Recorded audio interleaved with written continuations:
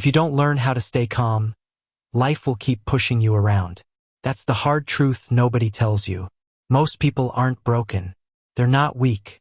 They're not incapable. They're just tired. Tired of overthinking every situation. Tired of reacting too fast. Tired of feeling like they're always behind, like the world is one step ahead of them no matter what they do. You've felt it before, haven't you? You try to stay positive, but people test your patience. You try to stay calm, but problems keep stacking up one after another. A bill comes in the mail. A friend lets you down. Work pressures you. Something breaks. Someone insults you. That's real life. It doesn't stop. And yet, nobody teaches us how to deal with it without losing our mind. Nobody hands us a manual on how to keep our peace when chaos shows up. But here's the truth. Calm is not something you're born with. It's not luck. It's not about having a perfect life with no problems. Calm is something you train. Positivity is something you build. And if you want to take control of your emotions, you don't need a perfect environment, you need better tools. This is what this message is about. Not fake motivation that sounds good for 5 minutes and disappears. Not empty advice that doesn't hold up in real life. This is about real steps, real strategies that actually work when things go wrong. Because if you're tired of losing your peace over small things, if you're tired of giving your energy away to people who don't deserve it, if you're tired of living at the mercy of your emotions, then it's time to take your mind back. And the first step begins with one simple but powerful habit. Pause before reacting so you don't regret it later. Every day you're tested. Someone says something disrespectful. Someone cuts you off in traffic. Someone questions your decision. Something you planned falls apart. It happens to everyone. But here's what most people don't realize. Your reaction decides everything. Your reaction can either build your future or destroy your peace. And in most cases, what hurts people isn't the situation itself. It's their reaction to it. You don't have to react to everything immediately. You don't have to give every problem your energy. You don't have to let every insult or inconvenience own your mood. And if you just pause, even for a few seconds, you save yourself from saying something you didn't mean. You save yourself from making the problem worse. You save yourself from being the kind of person you don't want to be. That pause is not weakness. It's not giving up. It's strength. It's leadership. It's self-control. And in life, before you lead anyone else, you must learn to lead yourself. Think about it. When someone disrespects you, your first instinct is anger. You want to shout back. You want to prove your point. You want to protect your pride. But here's the trap. The moment you react too fast, you lose control. And when you lose control, they win. Not because they're smarter. Not because they're stronger. But because you gave them the power to dictate your emotions. That's a cost you cannot afford. Regret always follows speed. You say something you wish you hadn't. You send a message you shouldn't have. You slam a door that didn't need to be closed. And then you sit with it for days, weeks, sometimes years, all because you couldn't pause. I've learned this the hard way. Peace doesn't come from having a perfect life. It comes from learning how to pause, how to think, and how to respond with purpose instead of reacting with emotion. And here's what you need to understand. You have to train this. You have to practice it. Every time something tries to set you off, treat it like a test. Stop and ask yourself, do I need to respond right now? Will this matter tomorrow? Will this even matter a week from now? Most of the things that upset us don't even deserve 5 minutes of our energy. But because we react too quickly, we give them 5 hours, 5 days, sometimes 5 years. That's how small problems steal huge parts of your life. So what do you do instead? You breathe. You stay still for a moment. You let the emotion rise, and then you let it pass without attaching yourself to it. You don't avoid the feeling. You just don't serve it. You don't act on it. Because when you pause, you start seeing clearly. You realize it's not as urgent as it felt. And now your response is coming from strength, not panic. And when you start living this way, people notice. They see you're not easily shaken. They see you don't argue over everything. They see you don't let small things ruin your day. And guess what? They start respecting you more. Not because you're louder, not because you're tougher, but because you're in control of yourself. That is real power. But let's be real. Most people walk through life like ticking time bombs. Every little thing sets them off. They lose their temper. They break trust. They break relationships. They live in cycles of stress, apology, and regret. Then they wonder why they aren't happy. They wonder why nobody listens to them. They wonder why life feels unstable. It's because they never learned to pause. I don't want you to live that way. I want you to build a life that is calm on the inside, no matter what chaos is happening outside. And that starts with awareness. It starts with catching yourself in that exact moment, when your heart beats faster, when your jaw tightens, when you feel that heat rising in your chest. That's the signal. That's the moment to pause. Instead of reacting, breathe. Instead of lashing out, ask, do I want to feel this way? Or is there a better way to respond? That's what mentally strong people do. They don't need to control the outside world to be okay. They control what they allow inside. They don't argue over every detail. They don't react to every insult. They protect their focus like it's their most valuable asset, because it is. Here's the truth you need to know. Calm people aren't born. They're built. Built through mistakes. Built through practice. Built through choosing discipline over impulse. And when you start pausing before reacting, something shifts. Moments that once left you helpless now feel like opportunities. Situations that once triggered you now leave you unfazed. Instead of regret, you feel power. Instead of chaos, you feel clarity. And positivity? That's not about fake smiles or forced happiness. It's not about pretending everything's fine. Positivity is knowing you'll be okay even when things aren't fine. It's a deep belief that no matter what life throws at you, you can handle it without breaking. That belief comes from mastering your response, from choosing calm over chaos, from choosing clarity over noise. When you make pausing before reacting a habit, you stop taking things personally. You realize most people act from their own stress, not because of who you are. You stop absorbing their energy. You stop letting their anger become your problem. And you stay rooted in the person you want to be. That's where real strength begins. So here's your challenge for today. Something will upset you. It might be small. It might be big. It might be unexpected. When it happens, and it will, I want you to remember this. You don't owe anyone your reaction. You don't owe the moment your peace. You owe yourself a better outcome. And that better outcome starts with one thing, the pause. Train it like a skill. Build it like a habit. Strengthen it like a muscle. Because the people who pause before they react, those are the people who win long-term. Not by luck, not by pretending, but by choosing better every single time. This is how calmness begins. This is how positivity lasts. And this is the foundation of the stronger, wiser, calmer version of you. If your mind feels unstable every single day, if you wake up irritated, scattered, and doubting yourself, the first thing you need to look at isn't your goals, your work, or your motivation. It's your sleep. Most people don't realize how much broken sleep destroys their calm. They think their stress is coming from outside pressures. They think they're weak. They think something is wrong with them. But often, the truth is simple. Their brain is tired. And when your brain is tired, your entire life feels off balance. You can't expect to stay calm if your body is running on empty. You can't expect to stay positive if your system is begging for rest. When your sleep is broken, your patience breaks faster. Your reactions become sharper. You snap at people you love. You lose focus in conversations. You feel anxious for no clear reason. And the most dangerous part? You start to believe that you're the problem. But you're not the problem. Your lack of recovery is. Sleep is not optional. It's not extra. It's not a luxury. Sleep is the foundation of everything you want to feel. You can meditate, journal, read motivational books, or watch all the videos you want. But if your sleep is broken, none of that will work the way it should. Think about it. When you're sleep deprived, even the smallest inconvenience feels like a crisis. A traffic jam ruins your whole day. One text message makes your heart race. A single problem feels like 10. That's not because you're weak. It's because your nervous system is on edge. Your body is screaming for rest. And without it, your mind becomes your enemy. This is why people who are chronically sleep-deprived often feel like life is falling apart, even when it isn't.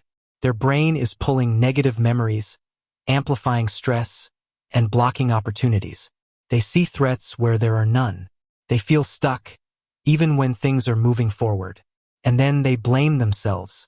They think it's a mindset issue, but it's not. It's a recovery issue. Here's what you need to understand. Sleep doesn't just make you feel less tired. It resets your emotional system. It's your brain's way of repairing itself. When you sleep well, you don't just wake up with energy. You wake up with self-control. You wake up with clarity. You wake up with the ability to pause before reacting, the ability to think before speaking, the ability to stay calm in moments where you used to break down. But when your sleep is broken, you lose that control. You overreact. You second-guess yourself. You create problems that don't exist. You feel like your life is harder than it actually is. Not because of circumstances, but because your brain is working against you. This is why fixing your sleep is non-negotiable. If you want calm, you need sleep. If you want positivity, you need sleep. If you want strength, focus, and peace of mind, you need sleep. So how do you fix it? First, stop treating sleep like it's optional. Stop glorifying late nights. Stop telling yourself you'll sleep when you're successful. That's not strength, that's self-destruction. You don't gain an edge by sacrificing sleep. You lose it, because every hour of lost sleep is an hour of lost clarity, lost focus, lost discipline. You might be awake longer, but you're operating at half your potential. Second, create a real routine. Don't wait until you're exhausted to crash into bed. Set a bedtime and honor it like it's sacred. Protect it the way you would protect an important meeting. You don't miss it. You don't push it. You prepare for it. And preparation matters. You can't go from chaos straight into deep rest. Your brain needs a signal. It needs silence. It needs time to slow down. That means shutting off distractions. That means putting your phone away. That means creating an environment that says, "Now we rest." Your sleep space is more powerful than you think. Look around your room right now. Is it peaceful or chaotic? Is it clean or cluttered? Do you feel calm when you walk in? Or do you feel tension? Your brain reacts to your environment. A messy, noisy, overstimulating room tells your nervous system to stay alert. And if your environment says stress, your mind cannot rest. So make your room a place of peace. Keep it dark. Keep it cool. Remove distractions. Don't use your bed as an office. Don't scroll endlessly under the covers. Train your brain to understand. Bed equals rest. And then look at your daytime habits. Are you flooding your system with caffeine? Are you working until midnight? Are you constantly wired up with news, notifications, and noise? These habits don't disappear when the day ends. They follow you into the night, teaching your brain to stay in stress mode. If you want your sleep back, you have to retrain your system. You have to send it the right signals. The day is done, the work is over, it's time to recover. Now here's something most people don't know.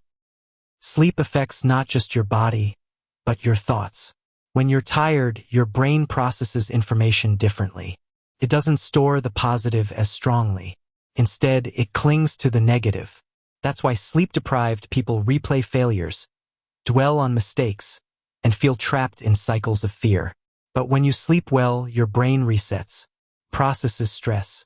It organizes memories, clears away the emotional noise of yesterday so you can wake up fresh today.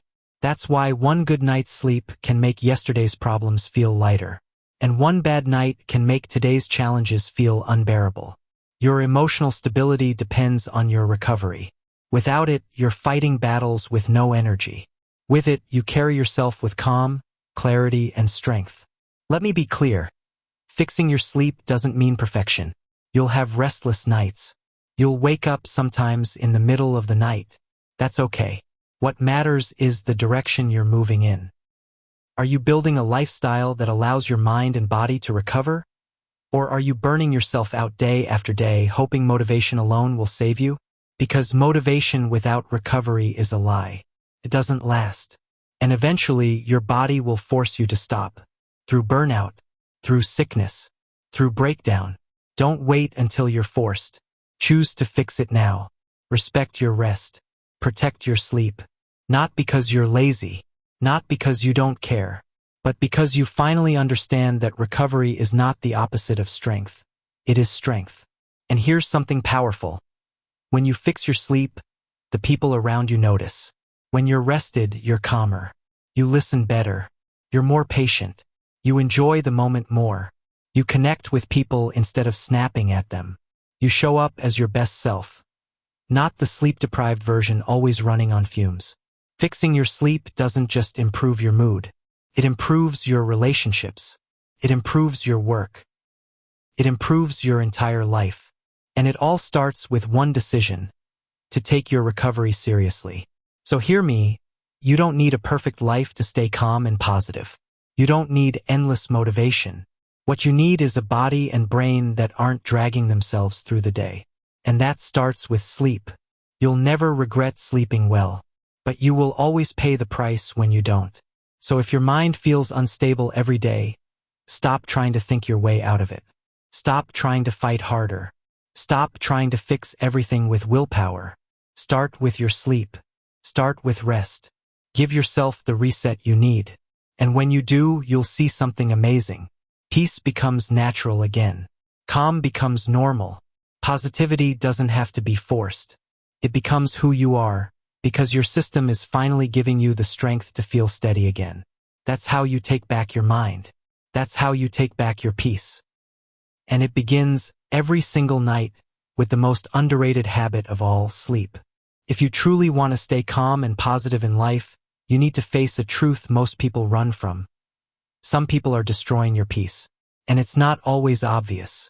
It's not always loud or dramatic. Sometimes it's subtle, hidden in little behaviors, casual comments, or quiet patterns that chip away at your energy day after day. Think about it. There are people who complain constantly, no matter what's happening. There are people who downplay your progress, who mock your goals, who make you feel small whenever you start to grow. There are people who never celebrate you, who never support you, who never add anything positive to your day. And the moment you step away from them, you feel lighter. That's not coincidence. That's your body telling you the truth. You can't build peace in your life while walking next to chaos every single day. You can't protect your calm if the people closest to you are constantly disrupting it. You can meditate, journal, read books, and practice self-care. But if you go back to an environment that poisons your energy, all that work gets erased. At some point, you have to stop ignoring the signs. Ask yourself, how do you feel after being around them? Do you feel drained, heavy, second-guessing yourself? Or do you feel supported, safe, and understood? That answer tells you everything. If every conversation leaves you more anxious than before, that's not a healthy connection. If you dread seeing someone's name pop up on your phone, that's not friendship. If you feel worse about yourself after talking to them, that's not love. That's slow emotional damage happening quietly, one moment at a time. And here's what makes it dangerous. You don't notice it right away. It builds slowly, until suddenly you're exhausted for no reason, snapping at other people, doubting yourself, and wondering why you feel stuck. The truth is simple. You've been carrying the weight of other people's negativity. Your mood is a signal. Your energy is a warning system. If someone lowers your mood every time, your body is trying to tell you, this environment isn't safe. This connection is costing you too much. But here's where most people get stuck. Guilt. You feel guilty for pulling away. You feel guilty for saying no. You feel guilty for protecting yourself. You tell yourself, but they're family. But we've known each other for years. But maybe they'll change. And so you stay. You stay in circles that break you down. You sacrifice your peace to keep connections that don't deserve you. That's not kindness. That's self-betrayal. Listen carefully. You don't owe anyone access to your energy just because of history. You don't have to tolerate someone's chaos because you've known them for years. You don't have to keep someone close if every interaction leaves you drained. This isn't about hate. It's not about cutting people off in anger. It's about self-respect. It's about finally understanding that your peace is too expensive to hand out freely. And sometimes the best way to protect that peace is distance. Distance doesn't always mean disappearing. Sometimes it's limiting how much you share. Sometimes it's shortening conversations.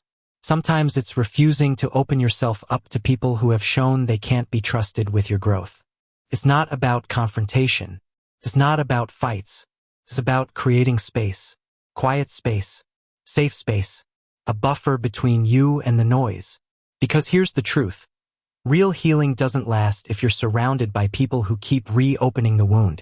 Look at patterns. Forget the words for a moment. Look at the energy. Do they listen with respect, or do they dismiss you? Do they encourage your efforts, or do they mock them? Do they lift you when you're down, or do they pile more weight on your shoulders? People reveal themselves in how they make you feel. If someone constantly leaves you stressed, anxious, or me, and here's where it gets real. Not everyone deserves to stay in your life forever. Some people were meant to be chapters, not the whole book. Holding on to them out of fear or guilt only keeps you stuck in the wrong story. It's okay to let go. It's okay to step back.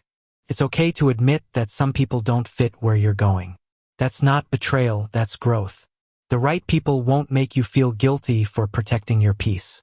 The right people won't punish you for setting boundaries. The right people will understand, even if they don't fully agree, because they care about you. But the wrong people, they'll guilt trip you.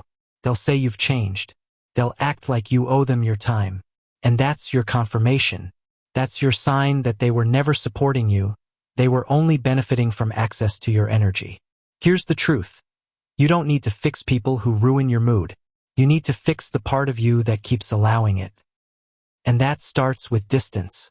Not distance from love. Not distance from kindness. But distance from energy that makes you smaller instead of stronger. You don't need to carry guilt for choosing peace. You don't need to apologize for walking away from drama. You don't need to feel bad for saying no to people who only take. Because protecting your energy is not selfish, it's survival. And once you create that distance, something amazing happens. You stop overthinking conversations that don't matter. You stop replaying arguments in your head. You stop carrying guilt that doesn't belong to you. You wake up lighter. You walk into your day with more focus. You start noticing who actually supports you, and you give your energy to them instead. That's when you feel strong again. That's when you feel free again. That's when you realize peace is not something you wait for. It's something you protect. So let me ask you, who in your life is lifting you up, and who is holding you down? Who is helping you grow, and who is keeping you stuck? Who makes you feel safe, and who makes you feel smaller? Don't ignore the answers. They are the truth. And the truth will set you free if you act on it. You don't need to explain yourself. You don't need to fight. You don't need to prove your worth to people who can't see it. You just need to decide, my peace matters more. My growth matters more. My mental health matters more. Distance is not rejection. Distance is protection. And you owe yourself that protection. Because at the end of the day, peace is priceless. And anyone who consistently costs you yours has no place in the future you're building. If you want to carry peace through your day, you have to face a reality most people avoid. The hard things you keep putting off are quietly stealing your calm. Think about it. There's a task you've been avoiding, a phone call you should have made, a message you still haven't answered, a decision you've been delaying, a boundary you know you need to set but keep pushing back. Every time you avoid it, it doesn't disappear. It sits in the back of your mind, reminding you that it's still there. And the longer you leave it undone, the heavier it gets. Most people start their day with easy wins. They scroll, they answer light messages, they do simple tasks that give them the illusion of progress. But the truth is, deep down, they know the hardest thing hasn't been handled. And that knowledge steals their energy, eats at their focus, and builds tension that spreads into the rest of their life. Avoidance doesn't create peace. It destroys it. Here's something powerful to understand. Your brain is wired to remember unfinished business. It's called the Zeigarnik effect. Your mind doesn't let go of incomplete tasks. It keeps nudging you, reminding you, pulling your attention back to what you've been ignoring. That's why you feel restless. That's why you can't focus. That's why you carry a sense of unease throughout the day. It's not that you're lazy. It's not that you can't handle life. It's that you're juggling too much unresolved weight in your head. And the only way to release it is to face it early. The weight of ignoring a task is always heavier than the weight of doing it. When you attack the hard things first, you create space. You create calm. You create freedom. Imagine this. You wake up, and instead of drifting into distractions, you face the toughest thing on your list. You finish it. You get it out of the way. Suddenly, your breathing feels lighter. Your body feels stronger. You move through the rest of your day with confidence, because no matter what else happens, you already handled the heaviest weight. That's not just productivity. That's emotional freedom. And here's the paradox. Hard things actually give you energy. You'd think they would drain you, but they don't. They fuel you. They give you momentum. They create pride. And that pride becomes peace, because you know you did what needed to be done, not what was easiest to do.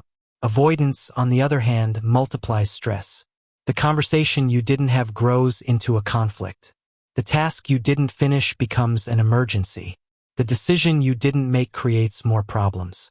And then you wonder why life feels chaotic. It's not the problems. It's the delay.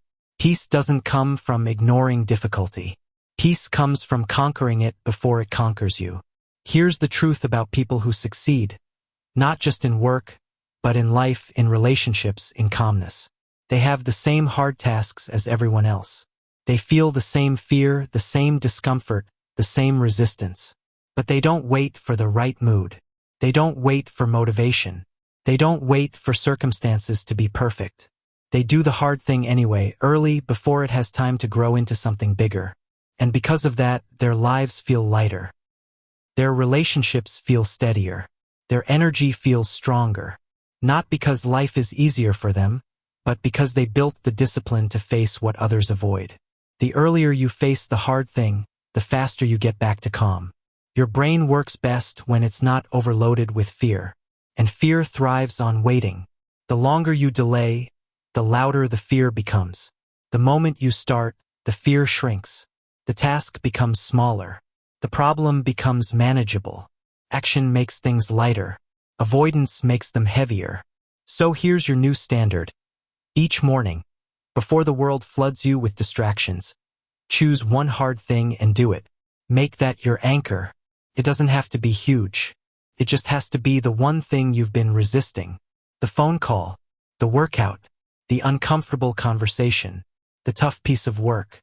Do that first and you'll notice something powerful. The rest of your day feels calmer, not because it's easier, but because you've removed the biggest weight. That's how you build peace through action. Not by avoiding what's uncomfortable, but by attacking it directly. And here's the side effect most people don't expect. When you do hard things early, you stop being reactive. You're no longer walking around with hidden stress, snapping at people, distracted during conversations, carrying unspoken tension. You're more patient. You're more present. You're more balanced. Because you already did the work. You already faced the fear. You already proved to yourself that you can handle discomfort. And that proof changes the way you carry yourself. It builds confidence. It builds calmness. It builds resilience. And resilience is the root of peace. But let's get practical. How do you start? Stop looking for the perfect plan. Don't overthink. Just pick the hardest thing you've been delaying and start it. Do it before distractions. Before the phone, before the messages, before the noise. Early is power. Focus on progress, not perfection. You don't need to finish everything in one go. Even one step forward is enough to break the weight of avoidance. Notice the shift. Pay attention to how you feel afterward. Lighter, calmer, stronger. That's the reward. That's what builds the habit. Most people think peace is about slowing down, about relaxing, about escaping difficulty. But the truth is, lasting peace is built on discipline, on courage, on doing the thing that scares you while it's still small. You don't need more motivation. You don't need more time. You don't need a perfect mood. You just need to start. And the moment you do, you'll feel the storm inside your head begin to settle. The hard thing won't control you anymore. You'll control it. And that's when you realize, calm is not the absence of problems. Calm is the presence of courage. Calm is the reward for discipline. Calm is the peace that comes after you stop running from the hard things and finally face them head on. So tomorrow morning, ask yourself one question. What's the hardest thing I need to do today? Then do it first.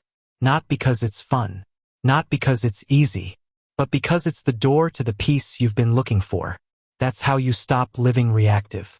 That's how you stop carrying invisible stress. That's how you build a life where calm is normal, not rare. Do the hard thing early, and let peace follow you for the rest of the day. When your mind feels messy, when your thoughts are scattered, when you can't focus, when everything feels overwhelming, it's tempting to believe the problem is entirely inside your head. But more often than not, the real problem is sitting right in front of you. It's in your room. It's on your desk. It's in your kitchen. The truth is simple. A messy space creates a messy mind. Your environment is always speaking to you. Every pile of clothes, every unwashed dish, every paper scattered across your desk is sending signals. You're behind. You still haven't done this. You're failing. And even if you think you're ignoring it, your brain is absorbing it. The clutter is weighing you down silently, draining your energy, feeding your stress, and clouding your focus. You cannot relax in a space that constantly reminds you of unfinished business. Have you ever noticed this? You sit in a messy room and suddenly feel tired. You walk into a cluttered kitchen and instantly feel overwhelmed. You try to focus on work at a crowded desk and your thoughts can't stay still. That's not coincidence. That's your nervous system responding to overload. Your environment is not neutral. It's either supporting your peace or stealing it. And here's the powerful part. Cleaning up your space is not just about tidying. It's about reclaiming control.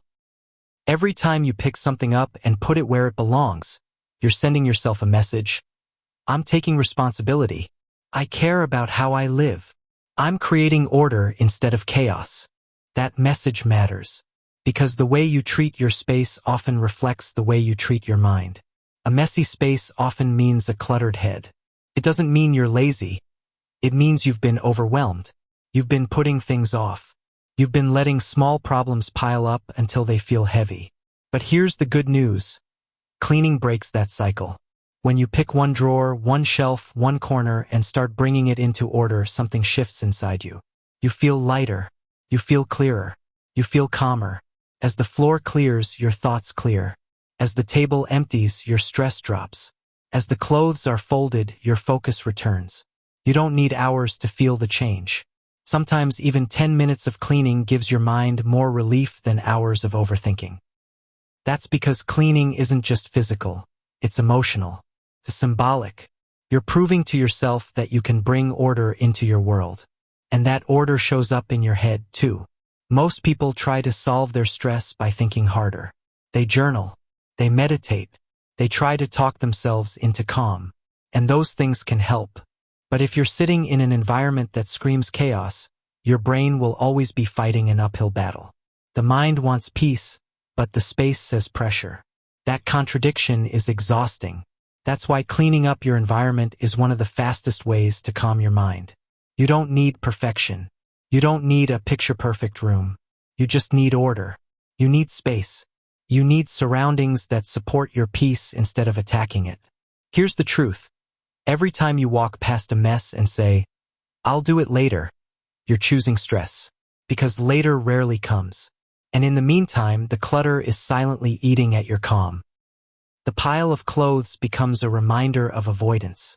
The stack of papers becomes a symbol of procrastination. The dirty dishes become proof that you're behind. None of those things are huge alone, but together they build an invisible pressure that follows you everywhere. You don't need to carry that pressure anymore. So here's the new habit. Stop waiting until it's unbearable. Clean daily, not monthly. Fix the little things before they pile up into big ones. When you wake up, take 5 minutes to tidy your space. When you finish eating, wash your plate. Before you go to bed, clear your surfaces. These aren't huge tasks, but they build a standard. They create a home that feels like calm, not chaos. And over time, that standard becomes your normal. A clean space becomes your baseline, and your mind finally has room to breathe. Here's the most important part. This isn't about impressing anyone else. You're not cleaning to show off. You're not organizing for visitors. You're doing it for you, because your environment should not feel like another battle to fight. It should feel like support. It should feel like clarity. It should feel like peace. And when your surroundings match your goals, everything gets easier. Habits stick. Focus grows. Stress lowers. You stop waking up already feeling behind. You start waking up in an environment that pushes you forward instead of pulling you back. Think about it. If your space is always chaotic, your mind begins to believe chaos is normal. You accept distraction as a way of life. You accept stress as your baseline. But if your space is calm, organized, cared for, your mind reflects that too. It slows down. It focuses. It calms. Cleaning your space is cleaning your head. And a clear head is where calm and positivity begin. So don't wait for motivation.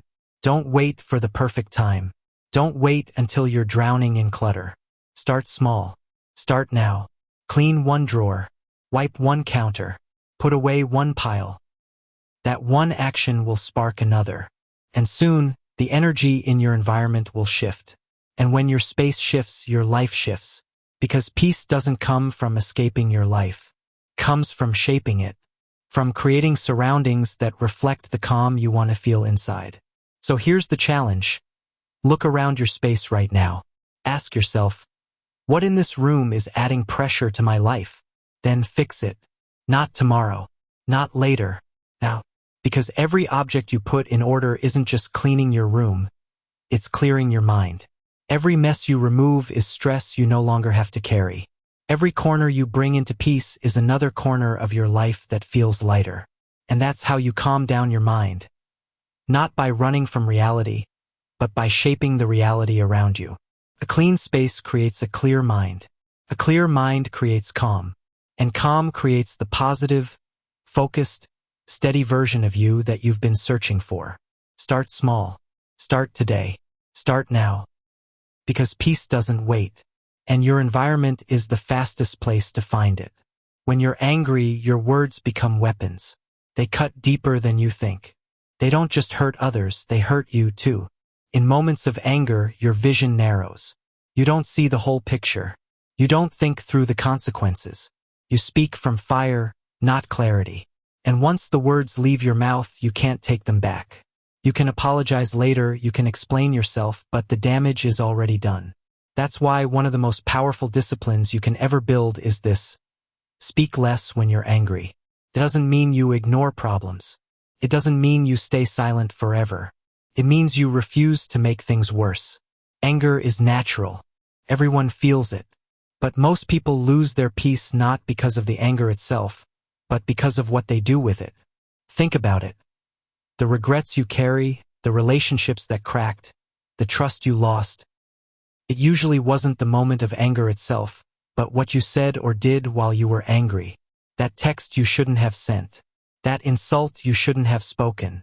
That decision you shouldn't have made. Anger isn't the enemy. Reacting recklessly in anger is. Here's the truth about anger. When you're heated, your body shifts into fight mode. Your heart races. Your jaw tightens. Your breathing changes. Your nervous system is preparing you to attack. But that state isn't designed for wisdom. It's designed for survival. And survival mode is the worst place to make decisions that affect your future. That's why you must pause. That's why silence is so powerful. Because not everything you feel in anger needs to be expressed. In fact, most of what you say in anger doesn't reflect the truth. It reflects the heat of the moment. Staying quiet when you're upset doesn't make you weak. It makes you wise. Anyone can shout. Anyone can explode. Anyone can throw words around recklessly. That's easy. But it takes maturity, discipline, and real strength to hold yourself back when your emotions are begging to be unleashed. It takes a leader to say, I'm going to wait before I speak, because I want to handle this the right way. Think about the arguments in your life that spiraled out of control.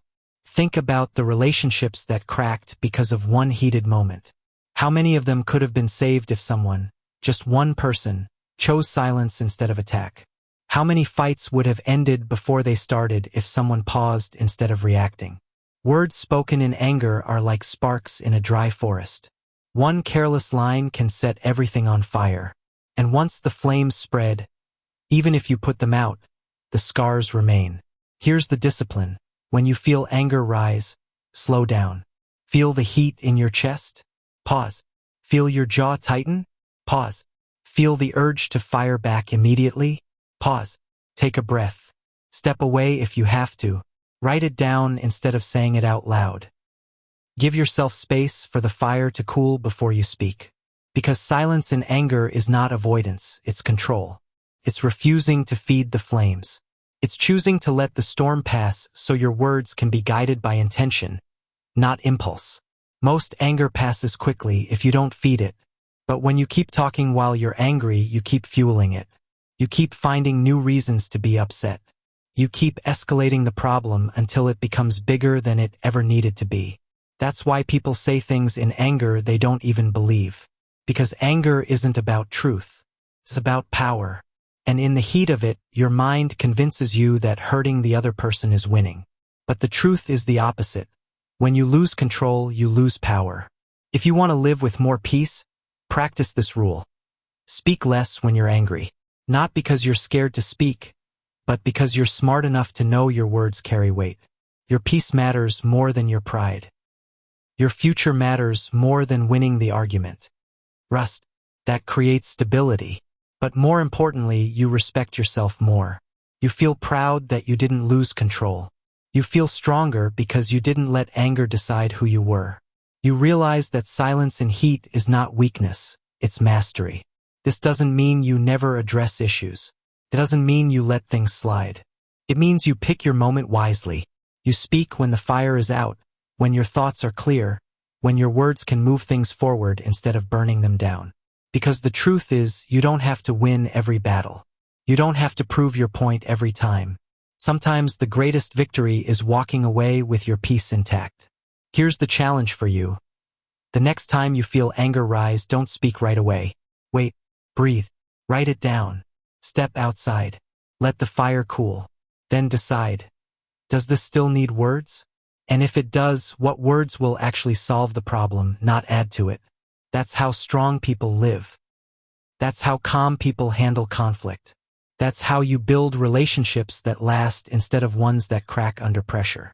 You'll never regret the words you didn't say in anger, but you will regret the ones you did. So choose silence over noise. Choose intention over impulse. Choose wisdom over heat. Because calmness in anger is not weakness. It's power. And that power is what builds the steady, positive life you've been searching for. Your mind can only hold so much before it starts to overflow. You know the feeling, you're not physically tired, but your head feels heavy. You're distracted, irritable, short-tempered. You forget simple things. You can't focus during conversations. You feel stuck, but you can't even explain why. It's not that you're broken. It's not that you're weak. It's that your mind is overloaded. You've been carrying too many thoughts with no place to put them. And here's the secret. The fastest way to free your mind is to stop thinking and start writing. Writing is one of the most underrated tools for peace. It sounds too simple. Most people underestimate it. But the truth is, when you take the thoughts spinning endlessly in your head and put them on paper, you create instant relief. Think of it like this: your brain is like a container. When it's overfilled, pressure builds. But the moment you write, it's like releasing air from an overinflated tire. Suddenly there's space. Suddenly there's calm. Suddenly you can breathe again. You don't have to solve everything you write down. Just putting it out of your head and onto the page is enough to quiet the noise. Here's why this works. When everything stays in your mind, it gets tangled. One worry connects to another. One mistake links to another. One conversation replays into a dozen what-ifs. Before you know it, a single problem multiplies into 10. But when you write, you separate things. You see clearly what's really bothering you. Sometimes you even realize the problem isn't as big as it felt. There are times when you feel unsettled for no reason. You can't name what's wrong. You just know something feels off. That's the perfect moment to write. Start with one messy sentence. I feel off today, and keep going. By the time you've filled half a page, you'll often discover exactly what's been eating at you. Maybe it's a comment someone made that you didn't process. Maybe it's a task you've been delaying. Maybe it's a goal you've been avoiding. You couldn't see it clearly because your head was too crowded. But the pen pulled it out. That's the power of writing. It makes the invisible visible. It takes the storm inside your head and puts it where you can actually face it. The problem is, most people avoid writing because they think it has to be perfect. They think they need to write like an author or sound wise. But that's not the point. You're not writing a book. You're writing for your own sanity. Nobody is grading it. Nobody is judging it. You don't need grammar, full sentences, or beautiful phrasing. All you need is honesty. Write exactly what you feel, even if it doesn't sound right. Even if it's messy. Even if it's raw. That's what makes it powerful. That's what makes it real. Here's what you need to understand. Your brain doesn't stop replaying problems because it thinks they're unfinished. When you keep everything inside, your mind assumes it has to keep checking on those issues, circling back, replaying, worrying. But when you write them down, you trick your brain into believing it's recorded, it's stored, it's safe. And suddenly, your mind lets go. This is why people who journal consistently have more clarity, more focus, more calm. They're not carrying everything inside. They're offloading it. They're making space. And writing doesn't just release pressure, it builds self-awareness. When you write daily, you start noticing patterns. You see which situations always trigger you. You recognize the people who always drain you. You understand the thoughts that show up repeatedly.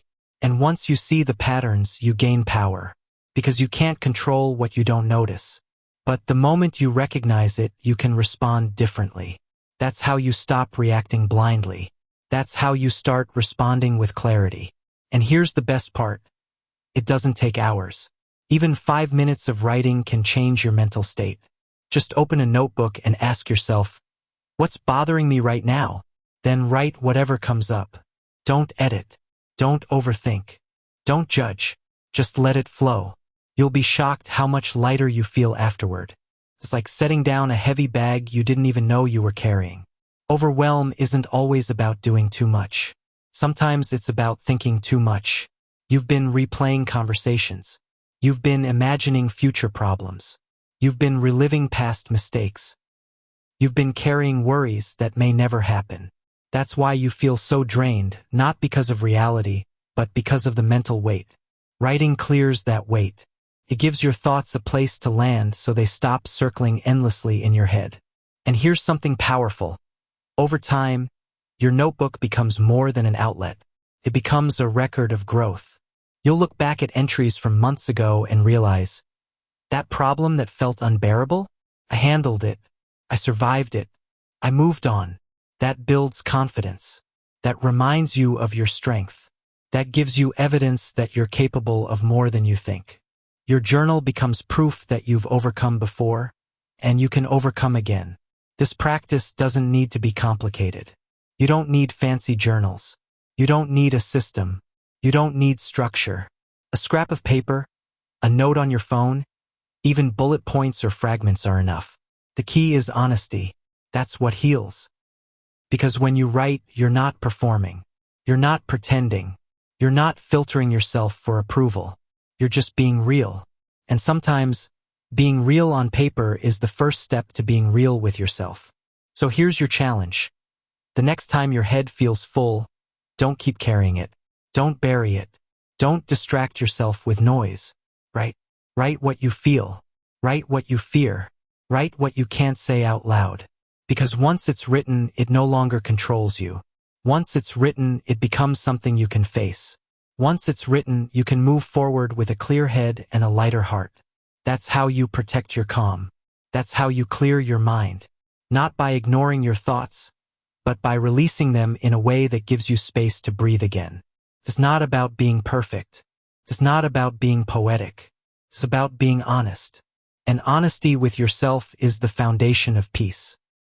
When life feels overwhelming, it's rarely because one problem is too big. It's usually because you're trying to carry 10 problems at once. You wake up thinking about bills, While you're stressing over that, you remember a message you haven't answered. Then a work deadline pops into your head.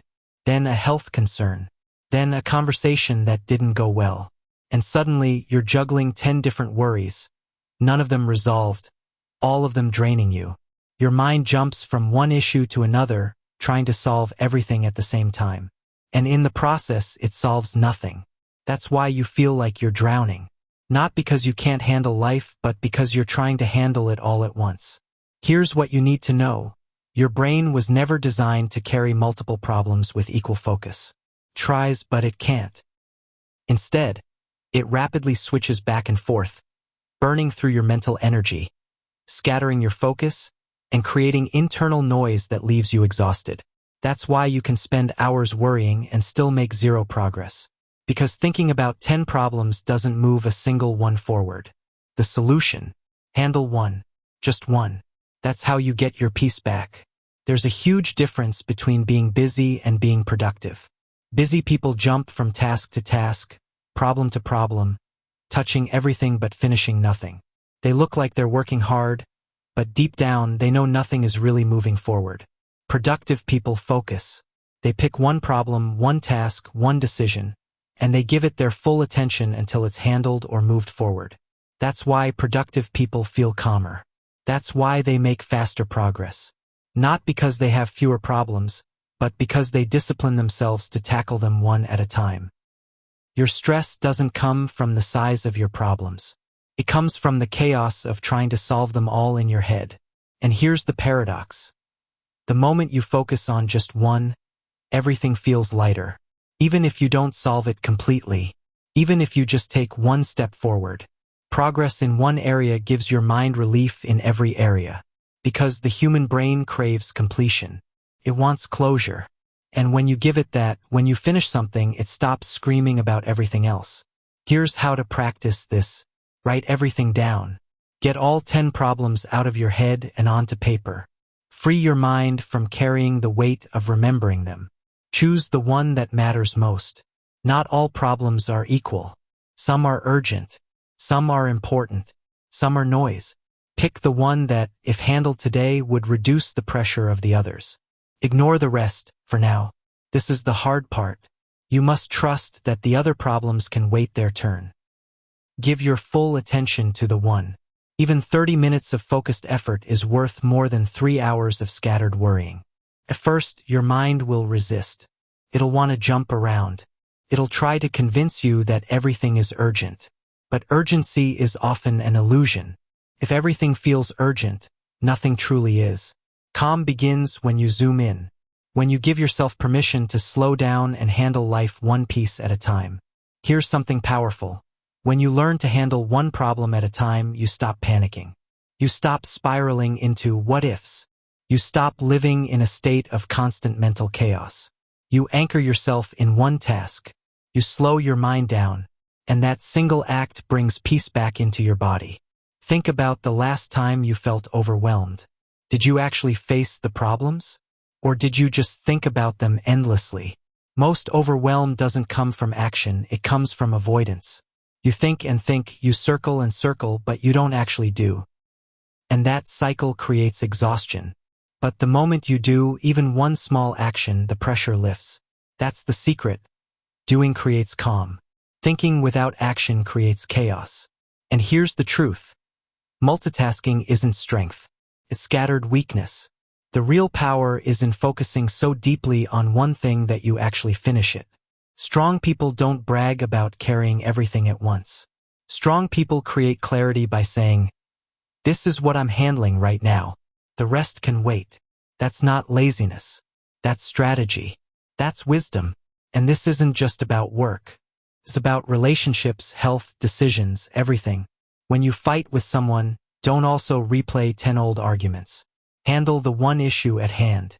When your finances feel overwhelming, don't try to solve your entire future in one night. Handle one bill. When your health feels complicated, don't try to change your whole lifestyle at once. Fix one habit. Calm is built in pieces. And those pieces add up to stability. So here's your challenge. The next time your mind is racing with 10 different worries, pause, write them all down. Then say out loud, "Right now, I'm only focused on this one." And do it. Not perfectly, not completely, just enough to move it forward. That one act will create more peace than hours of overthinking. Because peace doesn't come from solving your whole life today. Peace comes from knowing you don't have to. You just need to handle one thing, one step, one problem, then move to the next. That's how you rebuild. That's how you stay steady in chaos. That's how you protect your calm in a world that keeps trying to pull you in every direction. You're not behind. You're not failing. You're just overloaded. And the way out isn't to carry more, it's to carry less. One thing at a time. That's how calm people live. That's how resilient people win. They're not avoiding problems. They're managing them wisely, one by one, instead of all at once. And that's how you take your peace back. You can wake up early. You can exercise. You can meditate. You can eat clean. You can journal every night. But if the people around you don't make you feel safe, your peace will always be temporary. Because the truth is simple. People either protect your calm or destroy it. They either give you energy or drain it. They either create space for you to grow or they pull you back into survival mode. No routine, no mindset hack, no habit will ever compensate for unhealthy relationships. You know the difference. There are people who make you feel nervous the moment you see their name on your phone. You feel small around them. You filter your words. You double-check yourself before speaking. You brace for criticism. And even when they leave, their voice stays in your head. That's not safety, that's survival. And then there are people who make you feel like you can breathe again. You don't have to perform. You don't have to pretend. You don't have to defend yourself. You can be quiet or loud. You can speak your truth or sit in silence. And no matter what, you still feel seen. That's safety. Feeling safe isn't optional. It's not some luxury that only a few get. It's the foundation of peace. You cannot stay calm if you're always on edge. You cannot stay positive if you're constantly protecting yourself from the people closest to you. You cannot grow if you're walking on eggshells in your own relationships. You need environments where your nervous system can relax, where your guard can come down, where you don't have to scan every word and gesture for hidden judgment. Because calmness isn't just about how you think. It's about who you're with. Too many people normalize tension. They explain away toxic behavior. They say things like, "That's just how he is. She didn't mean it like that. It's just their personality." But if you keep explaining away someone else's behavior, it means you've stopped listening to your own discomfort. It means you've gotten used to stress. And what you get used to, you begin to tolerate, even if it's hurting you. That's how people lose themselves.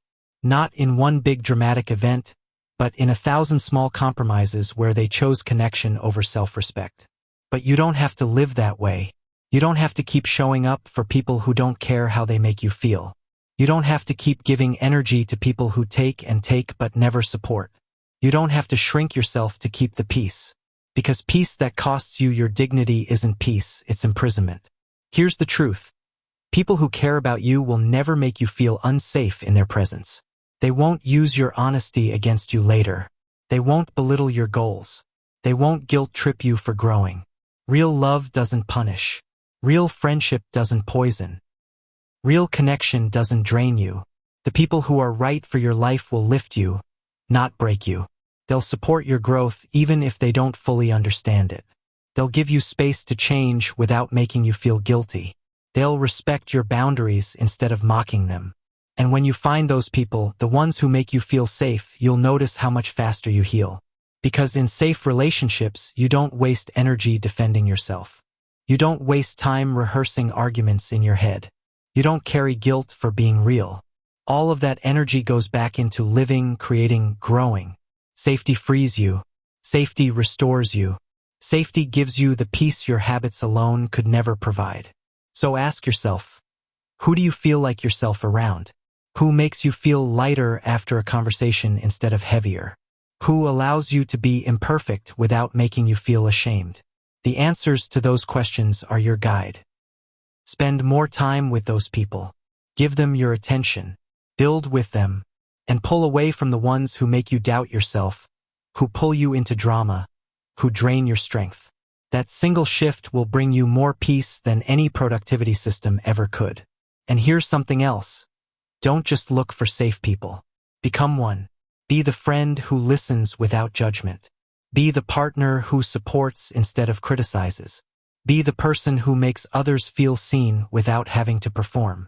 Because when you give safety, you attract safety. When you create that kind of energy, you build relationships that last. Listen, you'll never regret surrounding yourself with people who make you feel safe. But you will regret ignoring the signs. You will regret giving chance after chance to people who never change. You will regret staying in rooms that made you shrink. Don't wait for that regret. Choose safety now.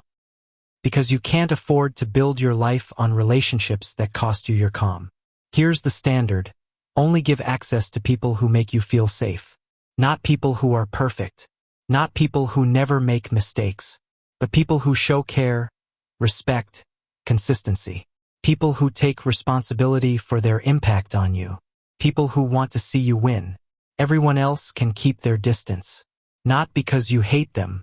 Not because you're bitter. But because your peace is no longer up for negotiation. When you live by this standard, you finally start to feel at home in your own life. You wake up without dread. You walk into conversations without fear. You carry yourself with calm. Not because life is easy, but because you've built an environment where your nervous system doesn't have to fight every day. That's how calm becomes real. That's how positivity lasts.